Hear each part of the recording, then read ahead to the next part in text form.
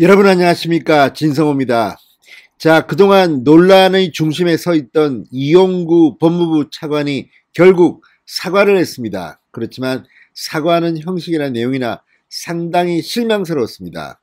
그럼에도 불구하고 이용구 차관이 공식적으로 사과를 했다는 것은 이제 이 사건이 새로운 국면으로 접어들고 있음을 의미하는 것입니다. 무엇보다 이용구 차관을 임명한 문재인 대통령과 그 청와대 민정수석실이 앞으로 곤란을 겪게 될 것으로 보입니다. 그리고 이용구 차관 선임과 관련해서 장관인 추미애의 책임론도 불거질 것으로 보입니다. 추미애 장관은 기자들이 이용구 차관의 폭행 사건을 알고 있었다고 하니까 답은 하지 않고 거리 좀 유지해 주세요, 이렇게 말했다고 합니다. 자, 아무튼 지금 문재인 정권이 도덕적으로다 이 법적으로 너무 둔감하고 자기들 마음대로 하고 있다는 비판을 받고 있습니다. 이용구 차관의 사과 태도 역시 지금 무리를 빚고 있습니다. 그럼에도 불구하고 공식적으로 사과를 하는 형태를 취했다는 것은 이 문제가 이미 상당히 증폭되고 있다는 것을 의미합니다. 그리고 이 서초경찰서가 열이 받았는지 그동안 몰랐던 새로운 사실들이 하나씩 드러나고 있습니다. 무엇보다 이용구 차관은 가해자임에도 불구하고 경찰서원에 불응했고, 피해자인 택시기사는 전화로 이 처벌을 원치 않는다고 했음에도 경찰에 불려나와서 조사를 받았다고 합니다. 이게 무슨 말입니까? 게다가 택시 블랙박스도 지금 미스테리에 쌓여 있습니다. 당초 경찰은 119 전화를 받고 긴급 출동했습니다. 그럼에도 불구하고 당시 택시 블랙박스를 확보하지 못했습니다. 나중에 택시기사로부터 블랙박스를 받았지만 블랙박스에는 어떤 내용이 있었을까요? 지워져 있었다고 합니다. 없었다고 합니다. 자, 지금 이런 모든 과정들이 모두가 베일에 쌓여져 있습니다. 지금 언론들은 누군가 윗선의 지시가 없으면 이런 일이 불가능했을 것이라는 그런 보도들을 하고 있습니다. 누가 윗선일까요? 문재인 대통령이 지시했나요? 그렇지는 않겠죠, 설마? 그러면 누가 했을까요? 이미 법무부 법무실장을 지낸 사람입니다. 그리고 그쪽 민변이나 그쪽에서는 상당히 주요 인물이라고 합니다. 자, 이용구 변호사가 이렇게 당당하게 경찰서원에도 응하지 않고 또 연행되었는데도 불구하고 파출소에 그냥 바로 집에 가버렸습니다. 이런 것들을 보면 뭔가 석연치 않습니다. 무슨 일이 벌어졌을까요? 자, 이용구 때문에 문재인 정권의 도덕성이 지금 땅에 떨어지고 있습니다. 진성호의 융단 폭격 시작합니다. 이용구 법무부 차관을 융단 폭격합니다. 방송에 앞서 아직 진성호 방송의 구독자가 아니신 분들은 붉은색 구독 버튼 눌러주십시오. 더 좋은 방송으로 보답하겠습니다. 자, 방금 들어온 긴급 뉴스입니다. 이용구 신임 법무부 차관이 자신의 변호사 시절 택시기사 욕설 폭행 사건에 대해서 사과를 했습니다. 자, 법무부는 방금 전 법무부 차관의 입장을 알려드린다는 제목의 문자 메시지를 보냈습니다. 그리고 개인적인 일로 국민 여러분께 심려를 끼쳐드려서 대단히 송구하다. 택시 운전자분께도 다시 한번 죄송하다는 말씀드린다. 제 사안은 경찰에서 검토를 하여 시시비비가 가려질 것으로 생각한다. 공직자가 된 만큼 앞으로 더욱 신중하게 처신하도록 하겠다, 이렇게 밝혔습니다.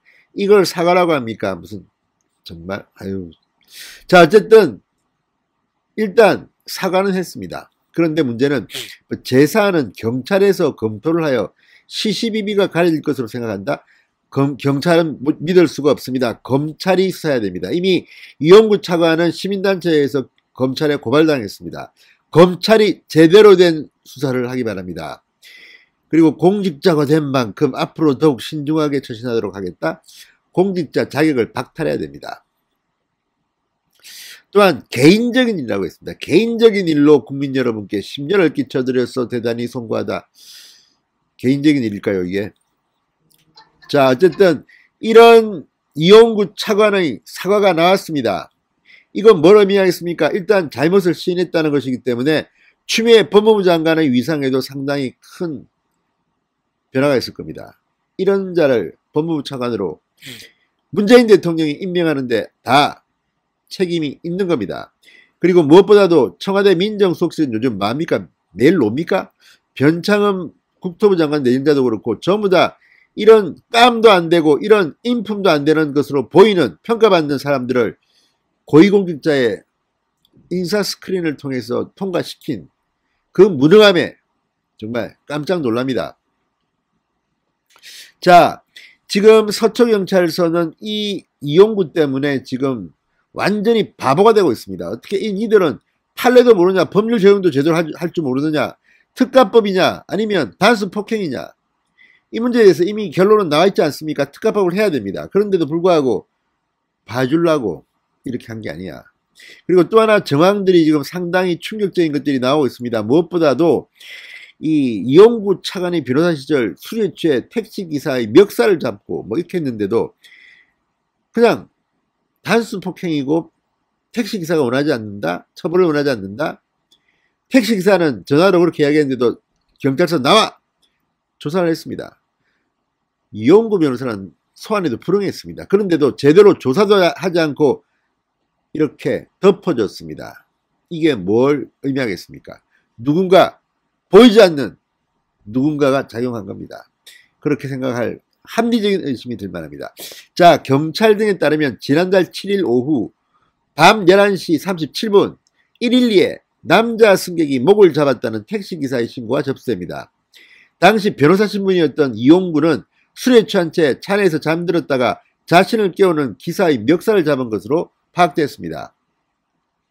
서초동 모 아파트 현장에 출동한 서초파출소 현장 경찰은 이 차관을 현행범으로 체포하지 않았습니다. 파출소에 이미 동행한 뒤 귀가시켰습니다.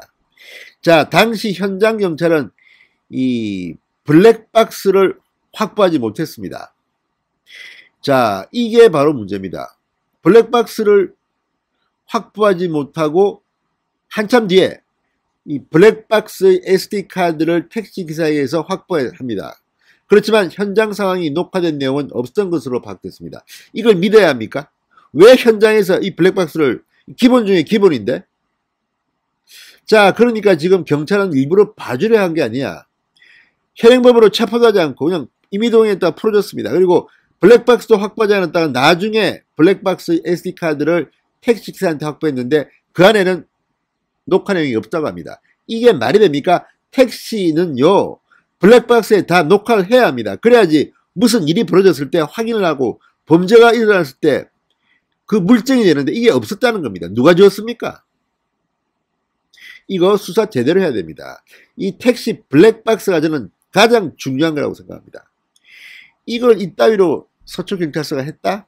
서초경찰서 그렇게 간단한 것도 아닙니다. 상당히 중요한 곳입니다. 법원과 검찰을 담당하는 곳인데 이런 식으로 수사를 합니까? 누가 믿겠습니까? 이걸 지금. 그래서 검찰이 수사를 해야 된다는 겁니다. 또한 택시 운전기사가 운행 중이었습니다. 지금 이 차관을 당시 이 변호사를 집에 데려주고 그 다음에 또 장사하는 거 아닙니까? 영업하는 거 아닙니까? 이게 끝입니까? 그런데 무슨 운행 중인데도 정차했으니까 운행 중이 아니라고 말도 안 되는 궤변을 서초서는 합니까? 자, 어쨌든 이용구 차관이 공식적으로 사과를 했습니다. 이 말은 신을 하는 겁니다. 그리고 경찰이 뭐 제대로 뭐 해달라? 말도 안 되는 소리 하지 마십시오. 이제 검찰이 나서야 합니다. 자, 어쨌든 이용구 차관 이 폭행 사건, 지금 정치권과 일부 시민단체의 비판이 잇따르면서 재수사가 이루어질지 관심이 쏠리고 있습니다. 이미 19일 날 시민단체 법치주의 바로세우기 행동연대 등이 특가법을 정해야 한다면서 대검찰청에 이용구 차관을 고발했습니다. 자, 다음 날에는 이 차관 관련 사건을 내사종결하는 경찰도 수사 의뢰했습니다. 서초경찰서도 수사를 받아야 할 것으로 보입니다. 아무튼 이 문제는 문재인 정권이 얼마나 부도덕하고 이중 플레이를 하는지를 보여줄 수 있는 의혹 사건 중에 하나입니다. 아무튼 이용구 차관 정말 제대로 하나 뽑았습니다. 그런데 어떻게 이 정권은 이런 사람들만 고위공직자로 뽑습니까? 참으로 기가 막힙니다. 진성호의 융단 폭격이었습니다. 여러분 감사합니다.